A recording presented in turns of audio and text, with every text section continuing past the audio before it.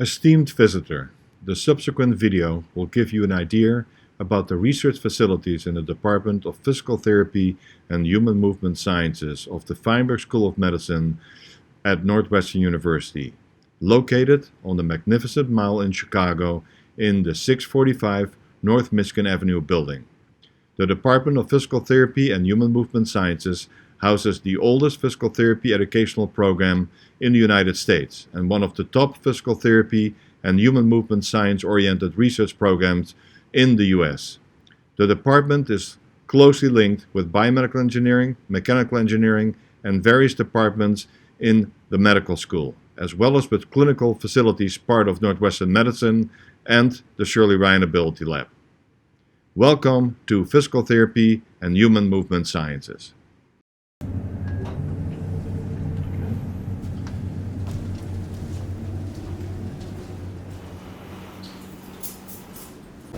Hi, this is the lobby level or entrance of the 11th floor, the highest floor in this particular building. And basically, as you can see, it's a pretty roomy area and allows one to get to the labs and offices of faculty members. Hi, this is the Biodex setup. It uses a Biodex dynamometer that a couple groups use. You can interface with this dynamometer with various setups here to measure joint torques and forces about many different joints across the body. Currently we have Al in the setup with his upper limb. In the setup we're using this upper limb setup to be able to measure joints and joint forces and torques about the elbow, the shoulder, and also the FDI, so looking at proximal muscles to distal muscles. And here's kind of an example trace of him following this torque trace with his finger. Hi, this is the Zebra Scope, a device that I worked with Dr. Wendy Murray of Biomedical Engineering, and she and I will look at muscles in vivo in humans and looking at the smallest component of the muscle, which we call a sarcomere. We can have this device with a needle attached to it, put it in somebody's muscle, like a biceps muscle, and look at the size of a single sarcomere. We can do this in individuals that are healthy adults, or we can do this in people that have had a stroke, or even in kids that have had cerebral palsy.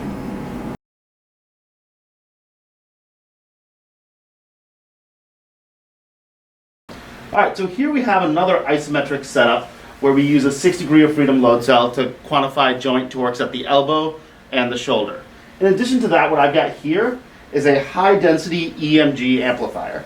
And so what we do there is we can use these electrode grids of 64 electrodes and place all of these over one muscle at a time. And doing that actually lets us non-invasively measure motor unit firing rates.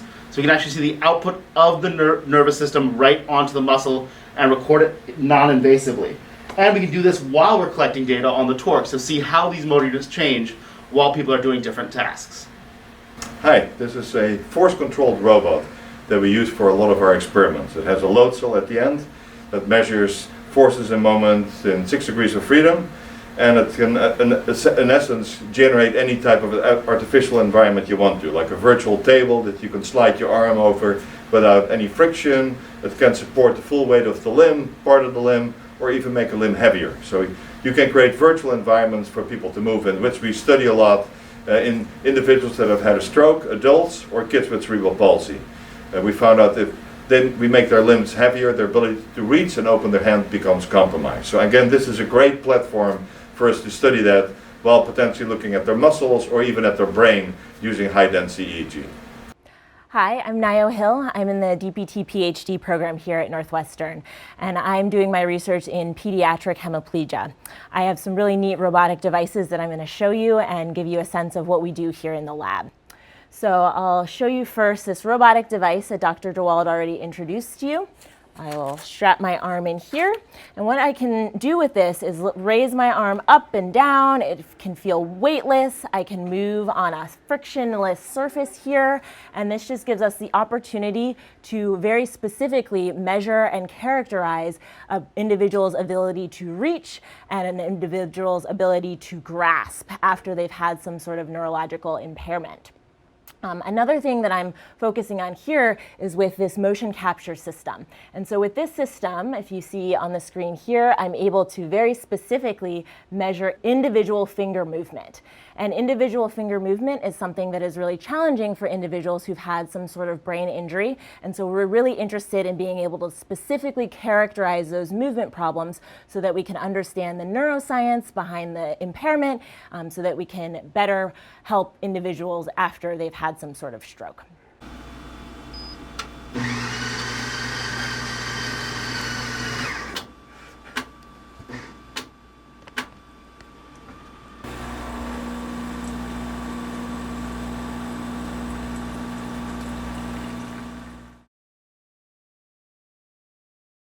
Hi, so this is our robotics lab. Here we actually develop robots, test them, and do experiments using these robots.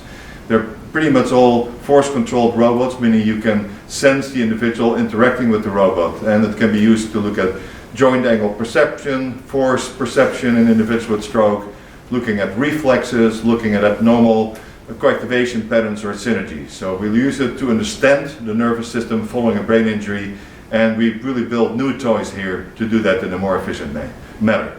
So this is one of our main workhorses in the lab. This is the continuation of years of research on stroke, reflexes, and muscle synergies. This is called the NAC 3D. It's a very powerful 3-degree of freedom haptic device that uses an admittance controller to help move the arm in a frictionless and even weightless environment. So it allows you to use the full range of motion of your arm. It even lets you move the arm up and down. And we can impose loads on participants' arm or make the arm weightless while they move. This allows us to study all sorts of interesting things about motor recovery after stroke. For example, my research is on reflex excitability, where we have people do a movement like they would in real life, for example, you're reaching for your cup of coffee, and then we apply a perturbation on top of that by very rapidly switching the machine from its admittance-controlled state with user interaction to a velocity-controlled setup where we really rapidly, at speeds of almost 360 degrees per second, rapidly extend or flex the arm, and then measure with our EMG setups what the muscle activity is following this perturbation. Hi, this is one of our latest robotic devices that we have built. It's a much simpler device than what you have seen before, like the NECT or the TEC 3D devices that we showed you earlier. But this also can make your arm heavier or lighter. It's made of carbon tubing, very lightweight, so kind of like the frame of your bike. It's a similar type of material, so it's very light, moving forward and backwards. But there's a spring actuator built into that stem right over there that can create an upward force or a downward force. Also, it can measure grasping forces with this cylinder. So there's going to be pressure sensor mat that is placed on top of this that allows us to measure pressure at the hand. So as a person lifts up following a stroke, they often couple with activating elbow, wrist, and finger flexors. So you can see their ability to reach becoming compromised and their ability to open their hand becoming compromised as well. And getting involuntary grasping forces, which one can measure with this cylinder over here. You can see this beautifully integrated system that we will be using, actually Dr. Mike Ellis will be using in various places like in Northwestern Memorial Hospital, Shoulder Ability Lab, as well as over here in this particular space to see how people recover from a stroke. So you can see how their loss of reaching and hand opening ability progresses after you've had a stroke.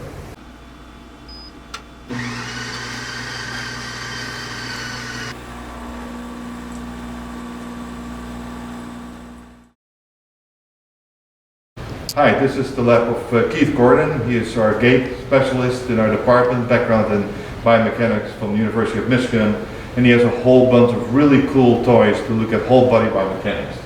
One of the toys here is the Zero G, developed by one of our former PhD students in biomedical engineering, Joe Heitler, and this device can reduce your weight. So while you walk, you may only walk with 40-50% of your weight because the rest is taken up by this robotic device that can follow you along as you walk.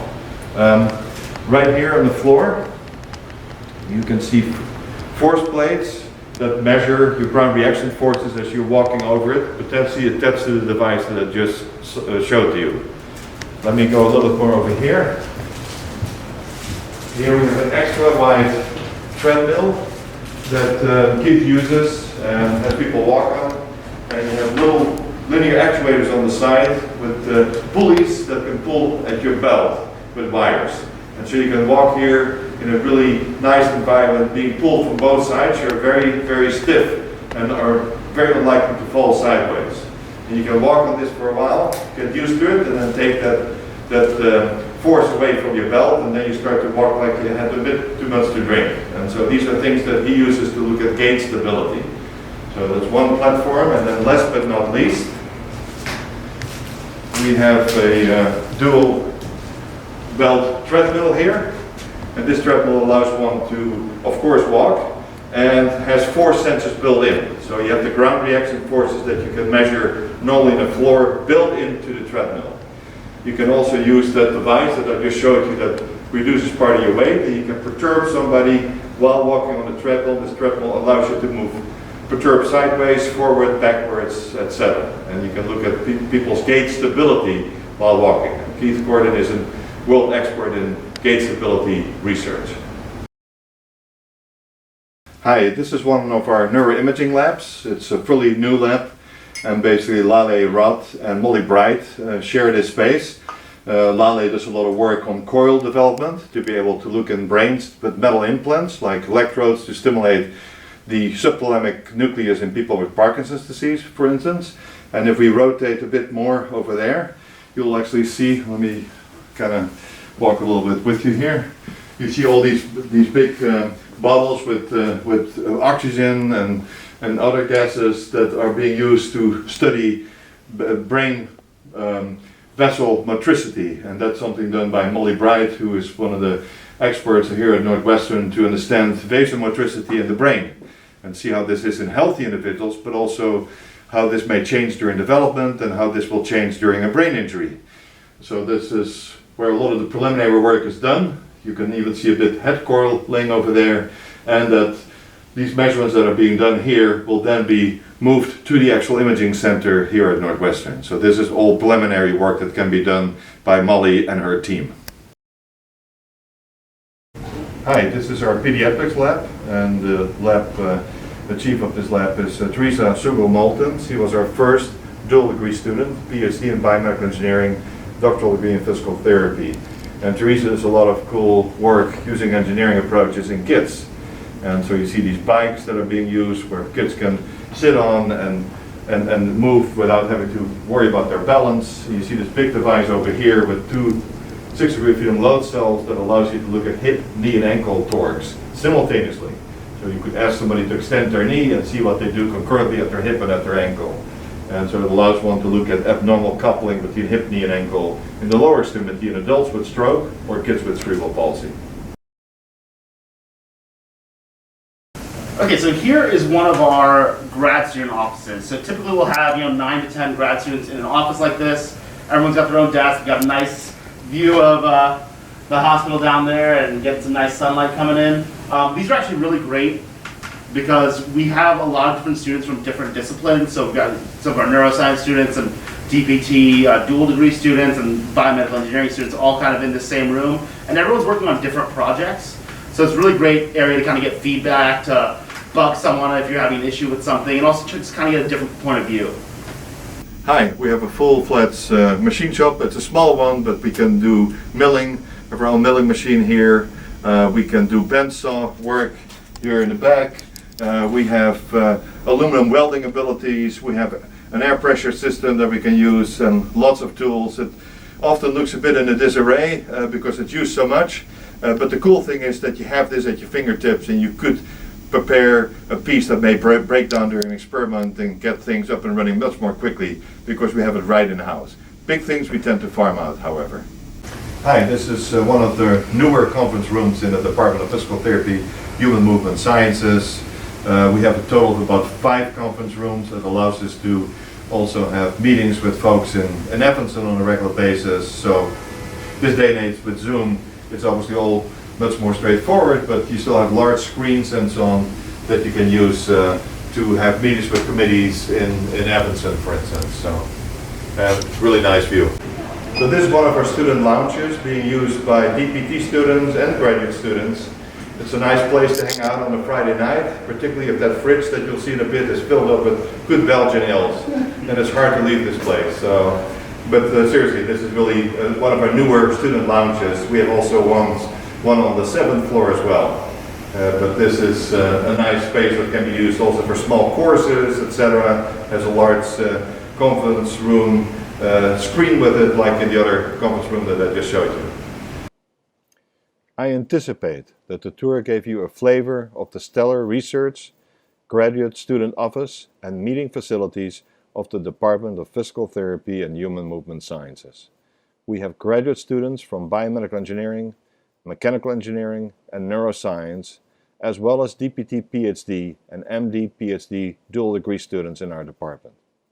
On this final page of the tour, you'll have the names of faculty and their emails involved in quantitative human research in the area of neural engineering and movement and rehabilitation sciences in our department. Please feel free to contact any of them as you make your decision as to where to do your PhD training, and contact us if you have any questions. Sincerely, Jules de Wald, the Chair of the Department of Physical Therapy and Human Movement Sciences and Professor in Biomedical Engineering. Thank you.